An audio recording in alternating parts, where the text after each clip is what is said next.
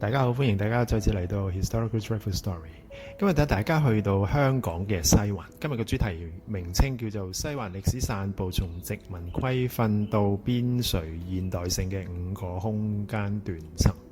西環喺香港早期嘅城市圖譜之中，並唔係地圖嘅中心，而係維多利亞城向西延伸嘅終端同埋後台。呢一片土地喺歷史嘅進程之中被賦予咗極為特殊嘅空間職能，佢承載咗城市運作之中嘅負面但必須嘅功能，就係隔離、屠宰、能源排放同埋死亡處置。呢5個歷史嘅斷層就好似呢座城市被遺忘嘅年輪一樣，刻錄住殖民地權力喺邊陲邊界上嘅拉鋸。當我哋談論歷史旅行，本質就係進行一場空間嘅考古。呢個同流於表面嘅景點觀光有住本質上嘅分別，就係真正嘅知識獵人會透過觀察防波堤嘅曲度、街道嘅斜度同埋舊建築嘅立體面，重新建構清末民初嘅社會景觀。喺今日西環新市化嘅精神表象之下，隱藏住權力點樣透過規訓將疾病同埋不潔排除喺核心區域外嘅冷峻邏輯。我哋睇睇第一個故事：玻璃廠醫院衛生規訓下的權力衝突。1894年5月，鼠疫從中國南部蔓延到香港，引發咗殖民地成立以來最大嘅生存危機。喺呢個之前，殖民政府對於華人社區採取不干預政策，但係呢一場致命嘅疫情迫使權力直接介入私人領域。堅尼地城因為佢嘅遠離中環政經核心，並且近海旁嘅特質，被選為傳染病防控嘅前線緩衝區。當國家醫院負荷過重，政府緊急徵用堅尼地城嘅一座廢棄嘅玻璃廠，改建成為臨時嘅玻璃廠醫院。呢個係一個極端嘅規訓空間。西方醫學強調嘅係強制消毒同埋隔離，同華人社會之中嘅中醫信任發生咗劇烈嘅衝擊。政府嘅潔淨小組強行進入居民住所搜查同埋噴灑石灰粉，甚至引發咗關於西方摘取器官嘅人體實驗流言。喺呢一場衝突之中，東華醫院總理扮演咗關鍵嘅調停角色。佢哋喺權力高壓之下，為華人爭取咗歸家診療嘅權利。佢哋允許病患者運返去廣州醫療。玻璃廠醫院唔單單係醫療場所，更加係殖民政府透過公共衛生嘅名義，試圖突破華人社會傳統底線，實施社會規訓嘅實驗場。我哋睇睇有3笪地方而家仲喺度嘅。第一個就係堅尼地城海濱長廊。呢條街道咧同埋海防線嘅平衡結構，反映咗19世紀末物流同埋基礎設施優先嘅規劃邏輯。第二，卑路乍街舊址曾經係作為鼠疫期間嘅臨時監控、警察、車站同埋隔離主問站。第三，防波堤同埋舊式嘅街道係對應住歷史影像之中記載嘅工業邊陲風貌，係當年隔離運輸嘅物理遺跡。呢一啲資料都可以喺參考係香港歷史博物館嘅檔案資料嚟㗎。第二個故事：魯班先師廟與西環七台，工匠的堡壘與地產階層化。當殖民權力喺海旁施加衛生規訓嘅時候，西環嘅山坡就記錄咗另外一種由下而上嘅力量，華人工匠嘅集體信仰。19世紀末，西環嘅開發全賴3行，即係木工、打石同埋泥水嘅工匠。1884年，工匠喺商號禮興號捐地嘅支持之下，喺青年台興建咗魯班先師廟，即係我哋成日聽嘅魯班師傅啦。魯班廟嘅興建工藝本身就係一場技藝嘅宣示。佢嘅五岳朝天式嘅階級梯級型山牆就好似向上嘅匕首，象徵住建築業對宗師嘅極高崇敬。與此同時，地產商李寶龍喺周邊開發咗西環七台，就好似太白台、希皇台等等。呢一種階梯式嘅街道佈局，體現咗早期華人精英對文人生活嘅追求，亦都揭示咗地產開發之中嘅階級分化。1920年代，李寶龍投資失敗，魯班廟差啲被拆卸，最終全賴建築業商會廣悅堂展現強大嘅凝聚力，保得住呢座廟，並且喺1928年重建。呢個就係一座工匠群體保障自身尊嚴嘅社會堡壘。我哋睇睇有3個工藝嘅細節，係喺青年台15號嘅。第一，君玉店圖塑，我哋可以細細觀察正脊上嘅石灣雕塑人物，題材多數係取自《封神演義》，係晚清嶺南工藝嘅頂峰。第二，五岳朝天山牆，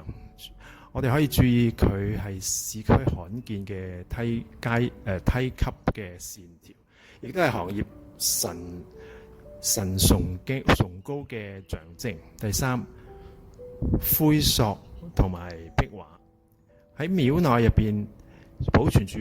完整嘅傳統嘅裝飾，記錄咗清末工匠階梯嘅審美寄託。第三個故事，高街舊精神病院，從精英住所去到都市異類嘅隔離區。西營盤高街嘅建築史係一部關於空間功能墮落同埋隔離嘅史詩。呢一座喺1892年落成嘅巴洛克風格建築，最初就係國家醫院嘅人員宿舍，旨在為歐洲護士同藥劑師提供一處同底層華人社區隔絕嘅精英保護區。1939年，因住戰亂引發嘅精神疾病問題，呢一度被改建成為精神病院女病房。原本象徵住殖民權威嘅粗斲花崗石拱廊入邊開始進行胰島素昏迷療法等等。喺今日，呢啲療法係極具爭議性嘅。日戰時期，呢一度更傳為日本憲兵嘅審訊室。呢一啲晦暗嘅歷史同後嚟嘅氣廢交織，形成咗高街鬼屋嘅都市傳說。今日我哋睇呢啲重建，僅保存咗花崗石立面，呢個本質上係一種對城市痛苦記憶嘅視覺去毒化，將沉重嘅歷史簡化成為可供觀賞嘅精緻空間。第四個故事，中華煤氣廠與石塘咀，邊陲現代性的光影與慾望。1862年，中華煤氣廠選址喺西環屈地街。呢個選址背後隱藏住清晰嘅階級邏輯，讓污染同埋噪音遠離中環，就能夠支撐住整個城市嘅現代化。呢個正正係典型嘅邊陲現代性。1864年，當中環點亮住第一批煤氣燈享受光明嘅時候，西環居民卻係喺煙囪之下忍受住廢氣，而且依然生活喺黑暗之中。呢種時空滯後定義咗邊陲嘅本質，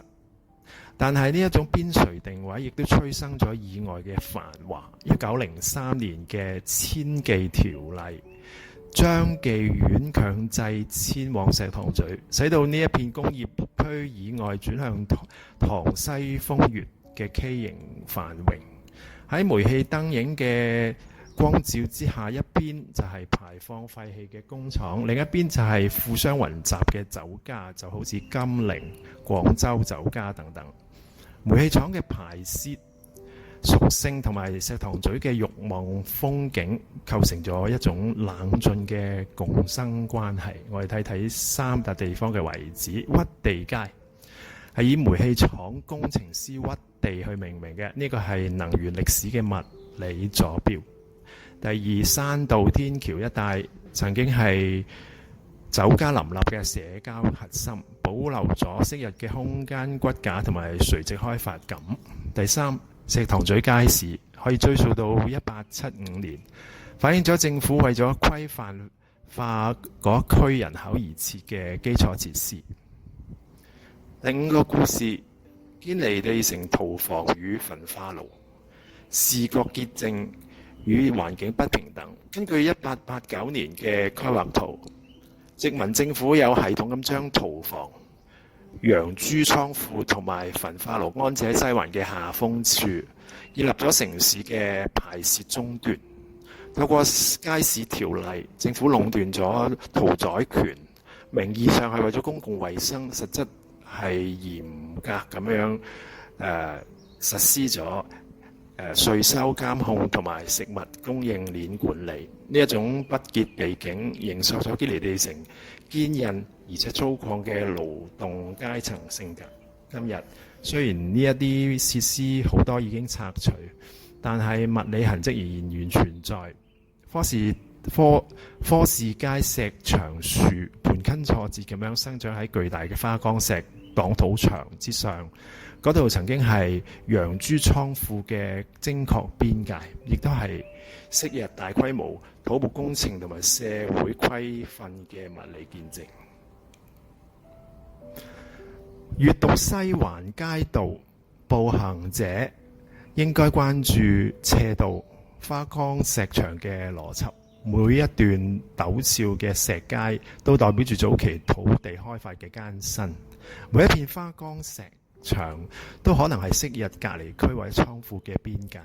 透過步行，我哋能夠理解呢座城市點樣透過排除不潔同埋瘋狂嚟維持核心區嘅體面。我哋可以睇睇一啲隱藏嘅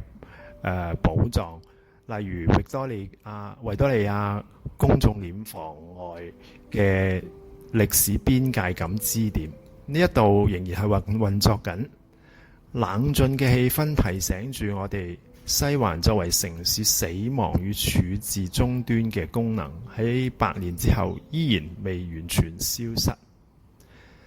總結，西環嘅歷史演變係從異質空間轉向現代新市化景觀嘅過程，